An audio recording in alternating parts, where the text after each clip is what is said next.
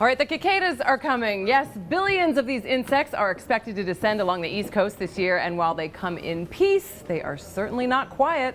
Kelli Grant joins me now with 5 things you should know as the cicadas move in. All right, so the locusts are coming, Kelli? The locusts are coming. Not locusts. That's actually a big thing to keep in mind. They are. There is Not a difference, but this is so interesting because, you say this happens really so infrequently. I mean, what, 13 years since they've come last time? There are so many different species of these, so it really comes down to where you live and how often you see them. Usually there are, when we're talking about these sort of cicadas, they're 13-year and 17-year, and they only come out that one time, and then but every year there's an emergence. It's just in a different area. In a different area. Okay, so let's talk about what really gets these insects going. And I understand that some power tools might do the trick. Yes, they love them, and lawnmowers. I mean, there's just something sexy about a guy who's mowing the lawn, I guess. But for them, they like the vibrations from the machines can actually sound a lot like their calls. So you'll find out if you're trying to do lawn work in the middle of the day, you might find yourself covered with the females that think you're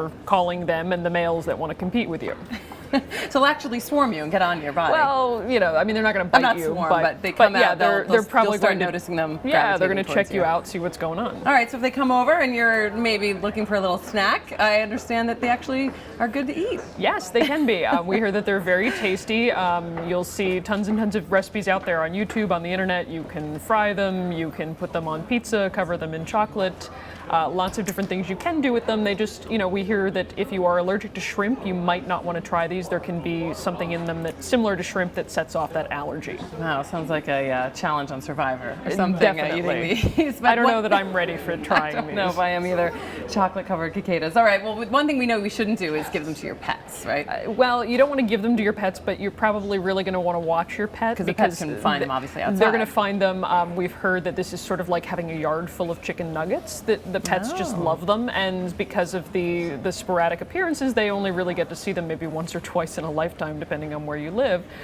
So they're really going for them, but the vets tell us that the exoskeletons of the bugs are not digestible, so you could have some upsets, maybe even need a vet visit out of it to make Fido feel better. Wow, that'd be unfortunate there. But like most brides, the cicadas, I understand, also like June weddings. They do, and May weddings. Outdoor weddings. One of the fan sites for cicadas, we actually heard from them, that's one of the most common questions they get whenever there's an emergence is, are they going to ruin my outdoor wedding? Because if you're having a ceremony outdoors, a heavily wooded area, well, you might need to do some cleanup for all of those exoskeletons that are on the ground and maybe rethink the actual outdoors and have a tent to kind of keep them off people and the food. Right, but we should keep in mind that they don't bite, right? So you shouldn't really be afraid of them, but they could possibly scratch a little bit, right? Or what should people be aware of? It just, might make you a little uncomfortable to see so many of them around, but really this is not a huge deal.